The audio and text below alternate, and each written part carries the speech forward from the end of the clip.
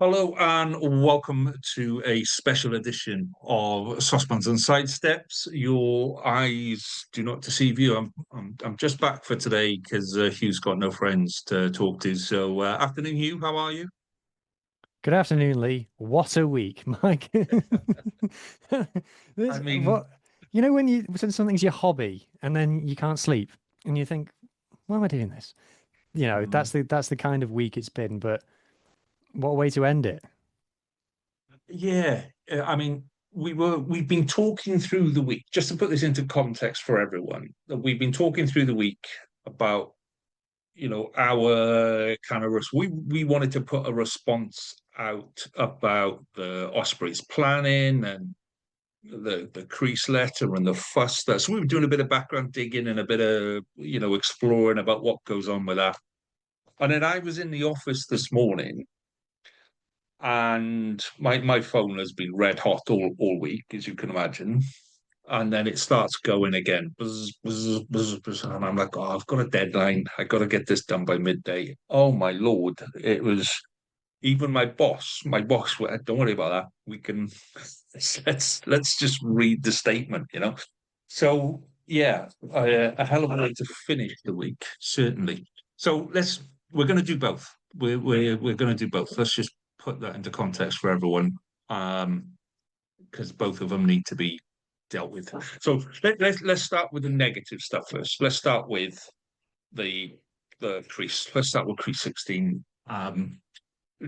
Let's start by clarifying who crease 16 are, what they do, and They're not the and all of Judean People's Front, they're the People's Front of Judea. that. So We should say that obviously multiple presenters on the Saucepans and Sidesteps podcast are Crease members. I am not, and I never have been. However, many are members of Crease. yeah, well, I'm still a member of Crease, um, but I'm not on the board or anything like that. So Crease 16, it sits. They have a seat on the Scarlets board, but it's the fans representative on the board. And Crease 16 is free to join. We've had them on the pod before. Um, they hold a number of events through the year. They'll interview players and coaches and hold those events and that kind of stuff. And they just kind of put the fans' point of view to the Scarlets. Okay. So it's an arms, I class it as an arm's length kind of relationship. So earlier this week, I think it was Tuesday, the Ospreys put in that the Ospreys planning permission came up for review in Swansea City Council, and it wasn't an objection, but it was a letter. It was a question. It was a question that was asked in that meeting. So first things first, this is a planning meeting about planning stuff. So it should be, have you thought about traffic? Have you thought about parking? How many people are you expecting? What about noise, times of day? All of that kind of stuff goes into planning. So then Chris put in a letter. Do you want to take that letter from there, Hugh? Because you probably spent longer looking at this than me this week. Yeah, so I don't have a copy of the letter. So there were, from my understanding, from the reading that I have done, there were four letters of objection filed at the meeting. Four were uh, filed in good time in terms of way ahead of the meeting. The timing of the meeting was not new news. It was not a surprise. It's been public knowledge for a long time. And then there were two letters of objection filed late. One was from an unnamed individual, and the other was signed by Crease 16, or the Scarlet Supporters Trust, as it's referred to in the meeting. The letter was not read out verbatim, but they said on the letter that the objections were on the grounds of I've just got it here, uh, the misuse of public funds, sustainability and development principles, and breaching trust with the taxpayers. So they went in quite late, and it is my understanding that Crease did not consult with their membership before sending this letter in. And in their own statement, which Crease then released 24 hours later, after a considerable amount of fallout on social media from all fans, including Scarlets fans, all fans, obviously, as you can imagine, um, they said that they did not have time between the decision to submit the letter and when it needed to be in by. So the decision to submit it was taken very late in the day. Now, what changed is only speculation.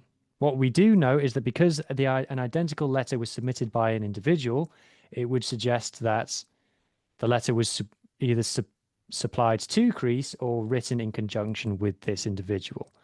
We don't know who that individual was. What makes it then another twist in the tale is that the group of NPs, which is Kevin Campbell from the Synod, also Nia Griffiths, I believe she's Labour, and who is it? Anne Davis from Plaid Cymru, all together requested the Welsh government to intervene in the decision-making process of St Helens, and that happens within hours of the news of the Crease objection coming out. So those two things happening roughly at the same time. Again, very late in the day. You know, the word coordination has been thrown around. We don't know that it was coordinated in any way. All we can talk about is the optics of it, and the optics of it is that. Well, so I kind of work in public funding, so I know that public funding is it's an absolute minefield, and the difference between yeah, I work in grants. You've got grants, you've got loans, you've got different types of funding and all that. So the difference between one grant and another grant and a third grant might be completely different. There might be separate reasons, separate justifications, all of this. So it isn't an easy thing to get your head around. What, from what I can understand, and I think where the confusion comes from, and I'm going to lay this back at the door of the Ospreys because this should have been nailed, ironed out because it is really, really simple to iron out. Yeah, this should have been laid out months ago.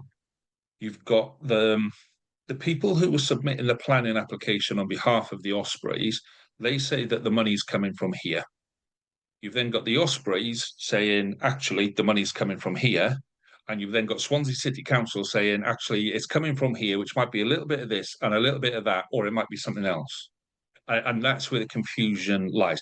If you go on what the Swansea City Council have said, okay, they've said that it's all coming from internal funding raised by council tax in Swansea City area. There's a difference between Swansea City and the Swansea City deal or Swansea Bay deal. Okay, those are two separate organisations that are apart. That's where the confusion comes from because the planners said this is coming, the funding's coming from Swansea Bay City deal. And I think that's what they put in initially. And if it is, that covers the whole of West Wales, including Llechley, blah, blah, blah, blah, blah. From what I can work out, it's coming from Swansea City, and it will be raised through tax, council tax. Where that gets iffy is there's a level where the amount of debt that an individual council can hold is kind of set on how much revenue you generate, etc. This pushes Swansea right up to that level. So that is an issue for Swansea City to deal. As far as I'm concerned, that's an issue for Swansea City to deal with, and it's a finance issue. I can see why politicians get involved. Absolutely see why politicians get involved because it's public money, and whether people like it or not, when you're dealing with public money, there is a massive amount of scrutiny. Like you get, I think when the Scarlets did theirs, and the Scarlets one is different because the Scarlets one was a loan. So until that loan is paid off, Parker Scarlets technically is owned by the county council. And they will, if the Scarlets default on that loan, then the county council come and take it back. This would be a grant. So the grant is, here's 5 million, Doodle pips, make sure you tick all of these boxes. That's why it's different. That's why politicians got involved. So, having said that, from what I can see from public papers, the only bit that really needs to be answered is there's a statement from Swansea City Council that says this is a conditional offer. I can't find what the conditions are. That's the only bit that might kind of get a little bit wobbly, is where they say this is a conditional offer. Normally, when you have conditional offers, you would publish the guidance that go with it, and you say these are all the conditions for this loan. So in order to get that grant, they've ticked all of these boxes. These are the conditions for that grant. That's normal. I'm guessing that'll be there, but I'll guess it'll be confidential because it's quite a big one. It is quite a big one. So from a technical point of view, yeah, I see why it was asked. From what I can see, it's satisfied, but like you said earlier, it's kind of blown up to be something that it probably didn't need to be. I think the problem is that for me, so I'll talk about, if I just backtrack a second, not backtrack, if I step back a second, and I'll talk about, so I've presented the facts in terms of what the letters were, how many there were, etc., what happened and where. The motivations for it, the unconfirmed reports are that whereas the initial assumption in terms of the restructuring of how many pro sides there are in Wales, which is still not confirmed officially, however, is widely reported that Wales is going down to 2 regions from 4. The initial assumption had been that the 2 surviving ones would be Cardiff and the Scarlets, and that the Dragons and the Ospreys would be the 2 to go. That had been the assumption, that had what had been spoken about in places, not official in any way, but that's what had been spoken about. However, then more talk emerged at the beginning of the week that actually Dave Reddin, the new director of rugby at the WRU, had decided, oh no, actually, I would like one of the two teams to be in Swansea, because the 2 biggest cities in Wales, Cardiff and Swansea, should theoretically have one. Same with, going back over the last decade or so, soccer teams, Cardiff and Swansea have been the 2 biggest and things. There is a logic there to that. Obviously, as Scarlets fans, we don't want that to happen. We want to see the Scarlets continue. However, as a podcasting family, we want to see all clubs continue, and we don't want it to turn into an argument about who should and shouldn't continue. When me and Lee were talking about doing this podcast here today, we initially wanted to get someone from the Ospreys pod to come on. Reasons or another, that wasn't able to happen. So if I now give my opinion, I am disappointed that the objection came via Crease, and I think that was wrong. My opinion is that it should have, if the politicians wanted to get involved, that's up to them. I do not live in their constituencies. If they have concerns and things, they have a right to voice it. I suppose that's politics. That's always going to be things like this. It coming from the fans group, the problem for me is that letter having Scarlet supporters written on it, therefore portrays the message that Scarlets fans are trying to derail the Ospreys move to St Helens. That is, I'm a Scarlets fan, and that is not what I want to do.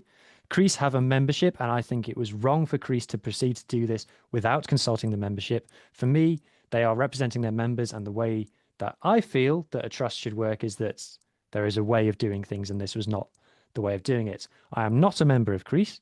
If I was a member of Crease, if I was on the board of Crease, I would have opposed doing this. I think it was wrong. I think it paints Scarlets fans in an extremely negative way. And obviously, as we've said, Crease is the Independent Supporters Trust. There is another supporters official group, which is separate. I have seen that supporters group getting abuse on social media from people who think that they are the same as Crease. And I've seen other Scarlets fans getting abuse on social media because people assume that because they're a Scarlets fan, they therefore want this. Whereas in fact, of course, I've seen lots of Scarlets fans who are of a similar opinion to me, where they think that this was wrong. So that's where I stand on it. You know, getting into the politics and side of it, I'll leave that to politicians. Like I said, I don't live in those constituencies. In my opinion, for Scarlets fans to appear on this letter of objection was not the correct thing to do, in my personal opinion. And I think it's been a really bad week from a PR point of view, but I think that this all comes down to the way the WRU are handling this process. And personally, I think this comes down to the people at the top of the WRU who are already out of their depth. You know, That's what I would want to say is that Scarlets fans and Ospreys fans having arguments on social media. The WRU we're obviously rivals anyway, but almost become deathly enemies now, and it's the WRU's handling of the process that has created that. So I if I could portray any message, I would say the baddies are not the fans of these two teams. The baddies are the WRU who are looking to shut down a professional team in Wales and therefore alienate an entire fan base or potentially region of Wales. So I would say focus that anger towards the WRU. Yes, I completely agree with you, Lee, that it was a desperate act. You know, desperate times call for desperate measures. It was a desperate act by a body driven by the paranoia and fear created by the WRU. yeah. When your back is against the wall and you're told fight to survive, you will fight to survive. You know, you don't sit there and go, is this the right thing to do to fight? Am I going to hurt somebody else to sort when you're told, and this is what I believe, I've heard from two separate sources that someone inside the Scarlets and someone inside Crease, or it got back to them somehow that someone inside the WRU had said the Scarlets are going. And we can talk as much as we want to talk, we can do all the stuff, but Scarlets are going. Now, when that comes back to you, yeah, maybe your decision making process and your that cool head thinking isn't there because you've just been told that everything that you've done for the last 20, 25 years won't be there in 2 years' time. And that cuts to the heart of being a rugby supporter. If that was the other way round, and the Ospreys had been told, "Don't bother putting that planning permission in. You can withdraw that planning permission. There's no point because you're not playing. You're not going to be there in 2 years' time." They'd be absolutely in uproar, and I'd be supporting them on that as well. So, yeah, it was. I think we're all agreed it was not a great episode. I get why. But damn it, people, this is the WRU's doing. Yeah, absolutely. Yes, there's about reaction, but when you're reacting to something like that, it lies with them. And I'm just gonna throw in. Okay, so when this whole thing came out long time ago, and it said we're going to go and listen to people, we're going to be 100% transparent. And the bit we questioned back then was, how does the WRU be transparent? What does transparency mean for the WRU? Because so far we've had nothing. So I'm going to say, so if your kids are listening now, I'm going to explain something. Cover your kids' ears now. Okay, I'll give you fair warning. This will be about 30 seconds, and I'm going to explain what FOFO means. Okay, hashtag FOFOFO. So hashtag for or fuck off. That's my message. That's my personal message to the WRU, for or fuck off. That's the way we go forward. So that's when you see that hashtag, that's what that hashtag means. And it's a direct message to the WRU that we're not being listened to as fans, and we want for. Yeah, the stance of this podcast is that we want the four professional regions as they are to remain as they are. We want them all to be given equal opportunities of success. And I personally refuse to get into an argument about who should go and who should stay. That's not what I'm about. Yeah, I agree with you on that. Absolutely. Right. Let's let's park that one. I'm sure we're going to get some abuse on that one. Absolutely 100% sure we're going to get some abuse. But let's move on to today's announcement, which was um, House of Luxury have taken a 55% stake in the Scarlets. So, which, I mean, given where we are, given what we've just spoken about, and then you land that in there and you go, well, how did that happen? Um, It so was a I'm going shock, wasn't it? So we're coming at this very fresh. very, very, very fresh. Still loads of questions to answer. Um, Yeah. loads of So questions going on my head. I've been doing some digging. So I will try and add where I can. So what I'm going to do, Lee, is I'm going to bring up the statement that's been announced, and then we'll read through it, and then we will pause at any moment and consider questions and etc. So here's the statement, and it says Scarlett's announced historic investment partnership with US-based House of Luxury LLC. The Scarlets board is delighted to confirm the club has entered into an agreement for a new strategic partnership with House of Luxury, HOL, and an international luxury asset agency with growing presence in global sport. Under the terms of the proposal, HOL's dedicated sports and entertainment investment division intends to acquire a majority stake in the Scarlets and will assume non-rugby operational leadership in partnership with the current board and be guided with by the club's unique legacy and heritage. So, first thing to say is the word takeover is flying around. The way that it's been described to me is how it's being described here, which is partnership is the word that is being used. Now, it does say that HOL will go on to take over a 55% controlling stake in the Scarlet, so they will be in control. My understanding is that HOL will begin work off field, and which will mainly be around marketing and other off-field activities, non-rugby activities, as of Monday. So the work starts immediately. I understand that the players and staff at the Scarlets were told this today, same day as all of us.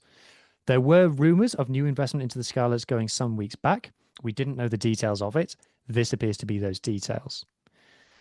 So, House of Luxury is a US global luxury assets agency behind landmark sales and ultra prime real estate, sports, automotive, and rare collectibles, with a dedicated sports and entertainment division that has confirmed its intention to acquire a 55% controlling stake in the Scarlets. So I think at that point, it's a good time to talk through what I think people's fears would be. And then I'm going to explain why, in my opinion, I don't think that Well, I don't think it's so bad. Go on, sorry. yeah, I mean, the fear is that we've seen this with Cardiff, and with the best will in the world, it did not work out well at all for Cardiff. Um, to take away some of the other issues that are there and just go on, somebody from abroad is coming in to spend a load of cash to buy a club. Okay, they're only buying like you say, it'll be a partnership to start with. So it's probably initially they buy 25% or 33% with an agreement once certain milestones are reached to go up and up, and then they'll get to 55%, which will be their takeover, which is normally how it happens.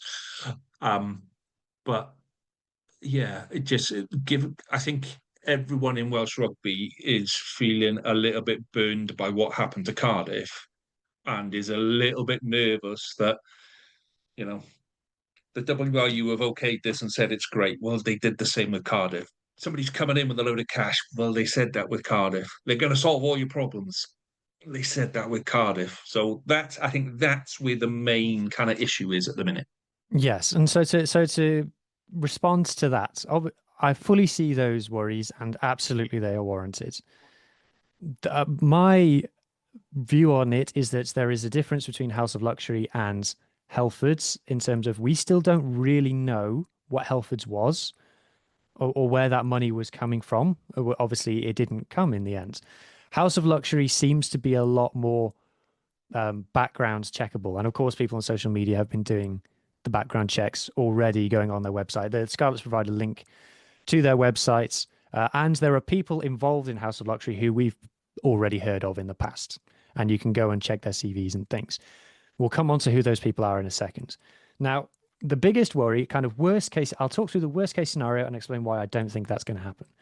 The worst case scenario, the thing that people will be scared of is they see the word assets and they think Scarlets have got a lovely, great big asset in terms of Parky Scarlets. So they're coming in to get hold of this asset. And then if the Scarlets were to cease to exist, then they would have this lovely asset that they can turn into flats or whatever. Here's why I don't think that's the case. Number one, if you were planning to do that, why would you do it now? Why would you not wait for the Scarlets to cease to exist and then go into Commodity Council or the WU or whoever and say, we'll take that lovely asset off your hands for a cut price, please, now that you're not using it. So that number one, why I don't think that is happening. Number two is like I said, the timing and my understanding is that the big appeal to HOL of the Scarlets was not only the asset, which as a entertainment company they see potential of, and this is something as Scarlets fans we've spoken about plenty of times, is that we feel that Parky Scarlets is underused as a venue. We would like to see concerts happening there. We would like to see it used for other things. So they see potential in it as a venue, and they are very drawn to the strength of the Scarlets brand. I'm told that they see the brand recognition of the Scarlets as being very strong and very marketable, and they see potential there in the brand and the heritage and the history of it. So why would they say those things, and why would they come in now if their intention was to just asset strip, basically? So that's why I don't think that's going to be the case. So continuing on with the statement, the deal agreed in principle with the Scarlets board this week includes HOL leading off-field operational management at the club effective immediately. Like I said, to start work Monday. The club's new partners will take up current financial liabilities and responsibility for commercial growth and future strategic vision, reporting directly to the Scarlets board while working towards full equity transition. So the two important things is that the current Scarlets board is remaining in place. All of the people, John Daniels, Simon Mudrack, all are remaining in situ. And the HOL will be reporting to them, at least initially. They are assuming financial liabilities, and as we go on to read the rest of the statement, that is the main one. It is not confirmed whether this means that the Scarlets will go debt-free.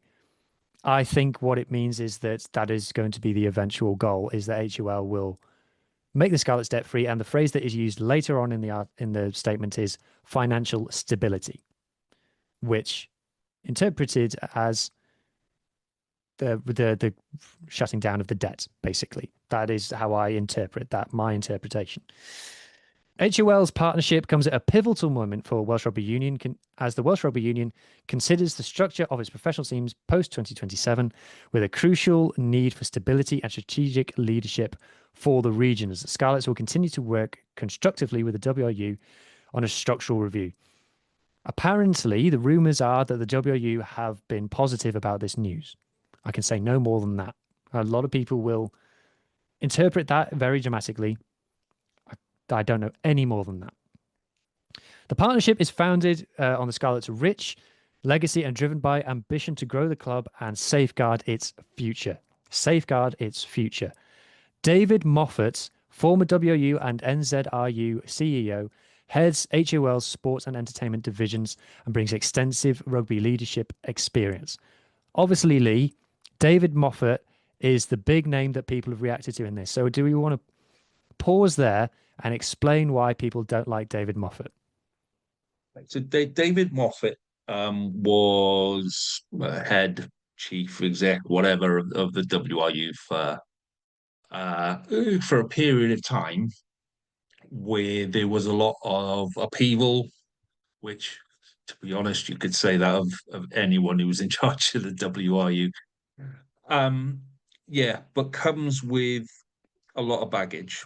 When you know, you make a load of good decisions, but when you leave with because there's something wrong and something bad's happened, and in the end, the relationship between the WRU and the regions and clubs just kind of broke down.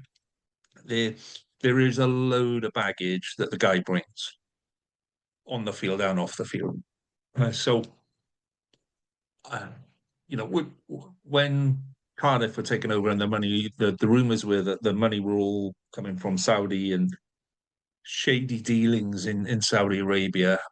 And a couple of us put flags up and went, hang on a second, is this the sort of thing that we want in Welsh rugby? I would say the same kind of caution needs to be applied to David Moffat. His time in New Zealand politics was not a pleasant one. And you know, do we want that kind of person in charge at the Scarlets? So these are the questions that are being bandied around. I'll be honest, I knew a little bit about his time in New Zealand. I didn't go into it in a lot of depth. I've started looking at it today, and yeah, it's not a great track record. I think most people will remember his time in Welsh rugby as just constant. Well, what we're going through now, that was where we were when he was here. It was backbiting. It was every man for themselves. It was unpleasant, and I don't think we want to go back to that. What I'll throw into that is people can change. People can be different. And we've got to judge the guy on what he does when he comes in, assuming that he's, one of the questions that we need to answer or that needs to be answered is who does what now. Yeah. So where does that control lie? To answer that, my understanding is that contrary to the initial reports, is that David Moffat will not be a director of the Scarlets. David Moffat is the head of HUL's Sports and Entertainment Division, and that means the Scarlets is one of his areas of interest. The directors of the Scarlets reporting to HOL will be the following. Andy Golding, who will be the leading brand strategist in sports, or who is a leading brand strategist in sports. Leanne Batts, innovational lead for New Zealand Rugby and digital sports strategist. And most interestingly, one Daniel Bigger of Gorsainen, formerly of Wales and the Lions, will now be working at or for the Scarlets. So that was clarified already that's he'll be as an ambassador role more than anything. It'll be ambassadorial role, yeah. Yes. It'll be interesting to see how that ambassador role happens at that first Scarlet Ospreys derby. Will we see him wearing a Scarlets jersey? What shirt is he going to wear? What flag is he flying? Or is he just going to hide? Has this confirmed that Gorsainen is in fact a Scarlets playing? If I was and Lee Halfpenny, I'd be hiding in the toilets, going, "I'm not coming out for 80 minutes." Even whichever way he goes on that, he can't win. I'll be fitting to the guy. Yeah, he'll have gone into it with eyes open, though, won't he? Yeah, obviously, but he's an Osprey, and he's an Ospreys legend. But he'll be sitting there as a Scarlet, and that puts him in an awkward position. I wish him the best. I hope he does come to the games, because it will be good to just kind of. Does he fancy a game? Well, the Ospreys are down to two fit tens, so we may well. We've got one. Let's not get into that now. Let's talk about off-field. All right, okay. Right. So the new partnership will bring, according to the statements, immediate financial stability, with House of Luxury assuming all current liabilities. That's the big one. Financial stability. HOL strategic leadership and expertise to support commercial growth and help shape future strategy during unprecedented transition period for Welsh Rugby. Something that we've moaned about on this podcast loads is Scarlets social, Scarlets marketing, Scarlets like moving into the modern age, digital stuff. And we've spoken to people at the Scarlets who've confirmed that they've had to make some hard decisions behind the scenes, and that is one area of the business that they've not been able to spend. So hopefully we'd like to see some improvement there. I think, God, I was really looking forward to talking about the new kit. And I think that VX3's marketing of the new kit has been a big step up to what we've been used to lately. So hopefully more of that kind of style of content would be a big winner for me personally. You Uh, can just do a whole pod about the kit, mate. You can do that as part of pre-season, and you can just sit there and say, "Wow, look at this!" And you'll be in your element. You'll be happy. There'll be butterflies flying everywhere. It'll be amazing. You'll love yeah. it. They say so they go on to say additional investment into fan experience, player pathways, and global partnerships. All very reassuring things that we want to hear. Leadership in navigating legal, structural, and competitive reform in Wales, within Welsh rugby. Mm, Timely, mm, mm. timely, I think it's fair to say. I can't really add anything to that. It kind of speaks for itself. Share a shared strategy and vision with the Scarlets board to build long-term high-performance culture on and off the pitch, and continue the club's significant contribution to the local economy, society, and culture throughout the West Wales region. So I think it's fair to say that there's a fair bit of posturing going on there. I think it's that what I would say about this statement is that there's a lot of very deliberate choices of words. So I'll go on to read Simon Mudrak's statement, which is Scarlets is a rugby club that has been at the forefront of Welsh rugby and an integral part of the community of West Wales for 150 years. We are fiercely proud of what this club stands for and will continue to protect that legacy. The partnership is the start of a new era for our club, strengthening our position with new investment, new ideas, and shared ambition to return the Scarlets to the top of European rugby. The new deal with HOL puts this is the important bit, puts the Scarlets in control of its own future as we act boldly to move forward with a partner that will add significant resource and ambition. Crucially, it enables a future where the Scarlets will continue to play in Llanelli, retain Scarlet's strong identity, and represent the whole of West Wales with pride. Lee, I think it's fair to say some extremely deliberately chosen words in that statement. Yeah, and the bit for me is I like how many times he says the word Scarlets. And this is something we've spoken about before, where there was this whole kind of thing about we need to go back to just being Llanelli. Scarlets is West Wales. And yes, it's based in Llanelli. Yes, it's got the heritage of that club. Yes, the people inside that club feel part of that club the same the way the rest of us do. But Scarlets as a brand is bigger than Llanelli. That's why it's purposely chosen to be. It connects Llanelli with the rest of West Wales, which is something that didn't used to happen before professionalism. If you ask a lot of people in Welsh rugby in West Wales now, it still doesn't. There's still a disconnect between Scarlets and the clubs. Hopefully, within that statement, we mentioned player pathways. We mentioned West Wales quite a bit. And to be fair to the Scarlets, the last couple of seasons they've started putting in mini academies and development academies throughout West Wales. I think there are five, definitely three mini academies. You know, it's starting to do all the good stuff that regions should do. But we're not going to see the benefits of that for another 5, 6, 10 years time. Yeah, on the pitch, you'll start to see the benefit of that in 5 or 10 years time. So to see somebody come in and go, do you know what? There's a lot of good rugby players in West Wales that, with a bit of investment in developing the pathway, let's give them a team that can be, an aspiration to put the effort in and play for. That to me is great. That's where we needed to be a long, long time ago. Um, you know, I I've still got questions. There are still. I'm just going to rattle off a couple of questions, mate, because I need to go. Okay. uh, so questions for me. Okay, this is a deal that's been bubbling for a while. Like I said, there's been rumors about deals, and everyone thought it was Y11 and it was going to be a merger. So this deal has been bobbling along for a while. Why have we known about this and let all the other stuff with the WRU happen? Why is somebody not gone to the WRU and gone, don't worry about that. Look, we're going to be in a really strong financial position. This is what's happening. Bang. Again, I lay the blame at WRU for ignoring that and going, we're still going to go ahead with that. It could have been complacency. Like I said, it could have been everyone assumed that the Scarlets would be the one to survive. It could be, but that brings me to my next question: is so earlier in the week, the rumors were that we were told that Scarlets was not going to be there in the future, and that's why the Ospreys are putting in the planning permission. So why do you let two massive clubs? Let's not forget, Ospreys is a massive club as well.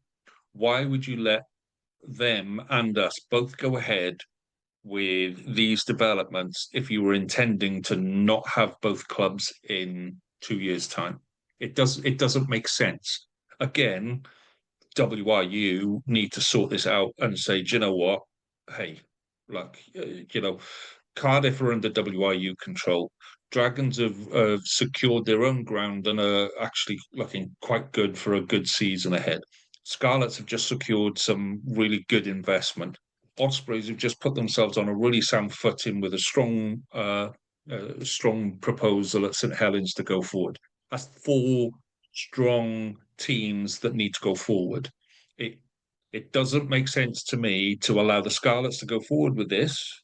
Yeah, this would have had WRU approval at some point. Why do that and say to the Ospreys, go ahead with St Helens, if you're then going to turn around and say neither of you are going to exist in 12 months, 18 months' time? It makes no sense to me. I'm confused. It doesn't help being an old person of very little brain. So yeah, I've got a ton of other questions, but for me, more of them lie at the door of the WRU than they do with what we're talking about today. I do want to know the detail. I want to know who's taking on what role, what percentages, who's been bought out, whose shares have been bought out, so who's leaving the board. Or where does this leave us? And more importantly, can I get some free kitten tickets? That's the kicker for me. But there we go. Yeah, just rattle off of. I know you need to go, mate. So some very quick bullet points. Yeah. So the statement ends with a bit of information about both House of Luxury and the Scarlets. Some key elements of part of the new partnership. The Scarlets' identity remains the same: badge, colours, stadium, and values. Supporter ownership principles continue with a direct relationship with the fans maintained. Hopefully, more on that next week. Cultural identity is protected, including championing Welsh language, community links, and club heritage. Parky Scarlets remains the home of the team with plans to grow stadium usage and fan engagement. So, obviously very positive. Everybody within the Scarlets, we're told, is very positive and very excited about this. And it's a good news story. There's been the reasons to be negative in the last week. But it's nice to end, honestly, from our point of view, just you and me personally, Lee, it's been a hell of a week. And to end it on this note came out of nowhere, didn't it? It did. It did. And the bit I liked as well, today there was a message from the no, I think it was yesterday actually, from the Scarlet Supporters Trust, that they absolutely hit the nail on the head. And this is something that we've been saying since we started RAP 3 seasons ago. It's lovely sitting at home and watching the telly. It's a lovely kind of feeling to sit there in your nice warm house. But what counts is getting off your arse and getting to the stadium and watching. And nothing beats that. Nothing beats that experience of sitting in a stadium with 8,000 other people, all cheering, all sharing that experience, and all kind of going forward together. And I think the statement from the supporters club yesterday was, yeah, let's pack the park. And I think every game we need to aim this season to have record crowds at every single game this season. And I take that on board myself. I say, I've been through some illness over the last 2 years and I haven't been able to. I'm hoping, fingers crossed, to get to 3 or 4 games this year. And I'd suggest everyone does the same. Let's look at the calendar now and let's go, do you know what? This is the game I want to go to, and this is how I'm going to support the Scarlets. Champions Cup rugby, Because, guys. We're in a great yeah, pool as well. Great pool. yeah, but look at the diary now. Look at it and go, do you know what? If I only go to one game this season, it's going to be that one, and go buy your tickets. Because that's what we need now. That's what the WRU are more scared about than anything else. Is we put 15,000. All right, we're not going to put 15,000. We put 14,000 people in that stadium every week, and the WRU cannot get rid of us. The Ospreys put 8,000 inside St Helens every week. They cannot get rid of them. They put 10,000 inside Cardiff every week. They cannot get rid of them. They put 8,000 in Rodney Parade every week. They cannot get rid of them. It is up to us as supporters to show the WRU how much we love our clubs and how much we want to go forward together. You know, save the I hate you for derby days, and the rest of the time go with I can tolerate you and I can see why you want your club to be better. You know, take that forward, and I'm just going to finish with make sure you tell the WRU FOFO. That's my bit. Right, I gotta go, mate. Thank you very much for your time today, Huw. Been good to catch up with you. It's been too long, my friend. I have no doubt that we will be doing this with some more of the Scarlets boys again next week, where a bit more information comes out, and who knows, we might actually get to speak to somebody from HOL as well. That would be really good to get them on and get some different perspectives on what we've been talking about. I think we're done, mate. Are we? I think we're done. Lovely, jubbly. Buy a jersey. Before Huw buys them all. All the best, mate. Enjoy your rugby, everyone. Cheers. Ta-da. Bye. Ta-da.